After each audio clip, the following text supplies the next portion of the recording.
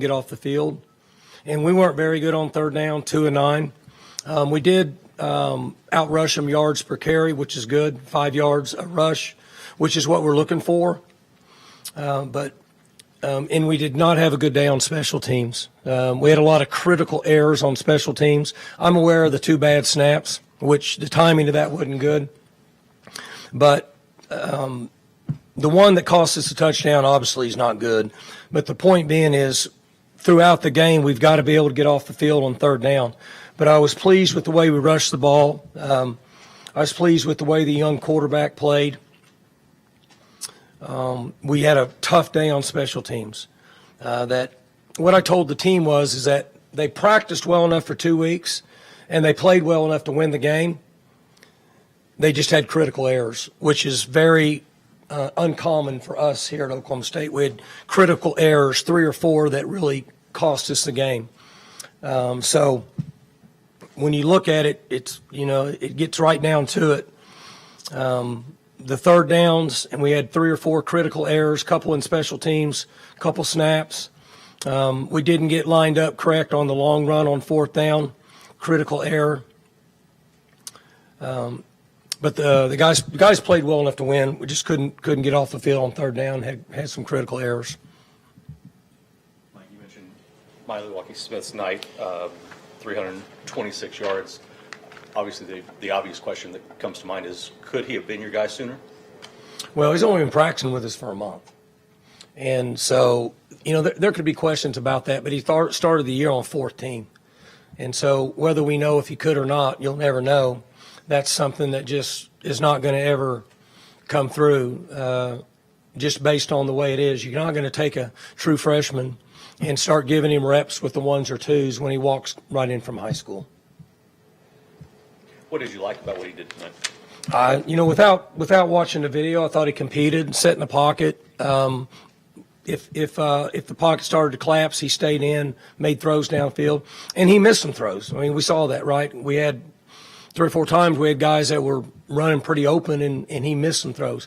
But overall, I thought his poise was really good, and I thought he ran the ball effective.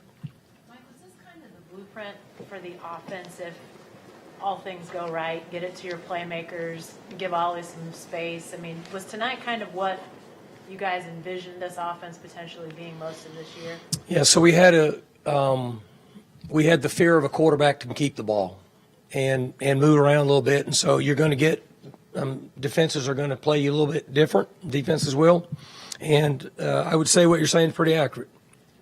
The fact that he was able to get the ball to those guys, and like you say, missed some throws, but to get it to DeJean and to get it to Brent, I mean, it seemed like that really changed the dynamic for you. Yeah, and we hit some throws down the field. Remember, I don't know, last game or the game before, we didn't get any big plays. Well, we got some big plays today. Got some big runs. We had some big throws. We had several. I'm going to throw the number out. We had, 5-6 catches for over 18 yards probably.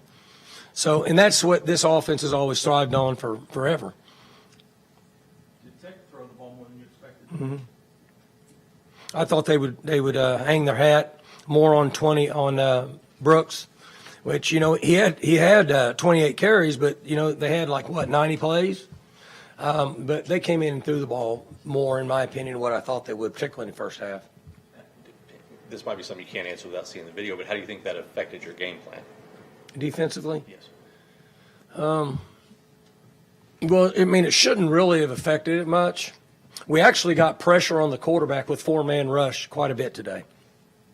And then we had pressures called that were effective for us. I'm trying to go through it in my mind without watching the tape. It really shouldn't have affected us much. They got us on a couple play actions, just like we got them on a couple play actions. But if you get off the field on third downs, 22 third downs, then they're not going to have 92 plays. They're going to have about 78 plays, and you'll see a different game. Was there a consistent theme with the third down struggles, or is it just something here, something there that kept getting you guys? I'm not, there's time we didn't get pressure. There's times that they hit throws. I would just be careful to really answer that till I look at the video. But most of the time that we have these conversations after games, we're talking about 10 or 11 third downs in a game, not 22. Too many. What would you have to say about, because it's been a disappointing season for all you guys, inside and outside the program, but to have this kind of crowd today, and they all kind of stuck around to the end of the game, Mike? The crowd was awesome. The walk was awesome. The walk was the most supportive that it's been. I mean, it's as good as it's ever been. The people were coming out and wanting to high five and touch, and that walk was awesome. And the crowd and everybody, they were loud. Orange Power was going. A couple timeouts, I could hear it. They did a great job. So, I mean, people have been like wondering for 3 weeks, speculating, not having, a clear vision of what the immediate future looks like. Can you state unequivocally that you're going to coach these guys next year? Are you going to be back next year? Are you saying, am I going to get fired? No. Well, I don't know what you're asking me then. I'm asking you. There ain't no way that the old lady's letting me retire, if that's what you're asking. Right. Well, yeah. I have as much energy now as I did when I took this job. And most of you guys think I'm crazy, which I am. When I get up in the morning at about 5:30, I start thinking about football.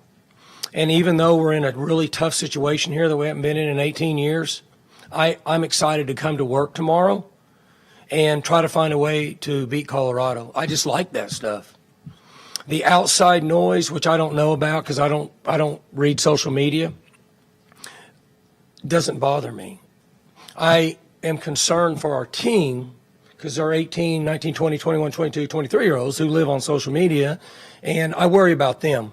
But we've tried to educate them, and I don't pay attention to any of that. I mean, I'm the same person now as I was in August. I mean, but like speculation, like Mike's been. Well, this I can't speculation. What? This is coming from me. 39 years of college football. That's a lot of pressure. You talking about me? Yeah, a lot of The grind. pressure doesn't bother me. I like that stuff. I really do. I'm gonna be real honest with you. A lot of times it gets me in trouble, and I know Clint works nervous over here, but I like and love what I do. And sometimes the ball is going to bounce the other way. Joe Mikulski hadn't had a bad snap all year. He had 2 of them. I don't have an answer for that. Sometimes that happens, okay? But what I shared with you, I shared with the team. You guys prepared for 2 weeks, and you practiced well enough to win. You made some critical errors. We made some critical coaching errors like always. It's not just the players. Or we could have won the game. So they have fought and competed all the way through. That's all I ask them to do. I'm not worried about myself. I'm really not. I love what I do. I like the team. I wish we'd have won more games for everybody that may be unhappy, but it's okay. When did you know that Smith was going to get the start? Or when did you guys get an idea of when he would start a quarterback? I don't know. First of the week, because we didn't really practice much last week. I let them have most of the week off. They needed to be refurbished physically and mentally, in my opinion, kind of like what Bill talked about. They needed some time off. So maybe early in the week. Was there something you saw Milwaukee do in practice or any of the games he's been in recently that let you know he was going to be the guy this week? We liked some of the things that he had done in the last couple games, but obviously the concern is it wasn't on him. You know what I'm saying? Like, Scott asked about, because he played pretty well, it'll be able to generate a lot of talk as why wasn't he playing 2 months ago? But we would have never known 2 months ago. One guy broke his foot and the other guy broke his collarbone.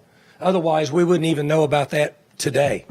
So it's just a very unusual situation. But we thought he handled himself well and had some composure.